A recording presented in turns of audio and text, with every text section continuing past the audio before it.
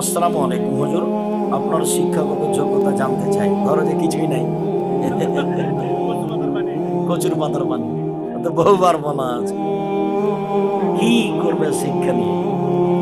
32 বছর থেকে বক্তব্য দিই। কতদিন থেকে? 32 বছর থেকে। হাজার হাজার হাদিস মুখস্থ আছে আলহামদুলিল্লাহ। হাজার হাজার হাদিস মুখস্থ আছে। ঘন্টার ঘন্টা হাদিস শোনাতে পারি তোমাকে আলহামদুলিল্লাহ। 34 বছর থেকে শিক্ষকতা করি, বুখারী মুসলিম পড়াই। 26 বছর থেকে হাতে ফতোয়া লিখি, তোমার হুজুর হিসাবই করতে পারবে না নিজে হাতে।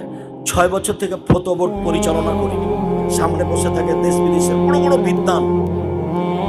তাহলে 6 বছর থেকে ফতোয়া বোর্ড পরিচালনা করি, 26 বছর থেকে হাতে ফতোয়া লিখি, 34 বছর থেকে শিক্ষকতা করি, বুখারী মুসলিম পড়াই, 32 বছর থেকে বক্তব্য দিচ্ছি, 32 বছরের মধ্যে কোনো অপ্রয়োজনীয় বাক্য বলিনি।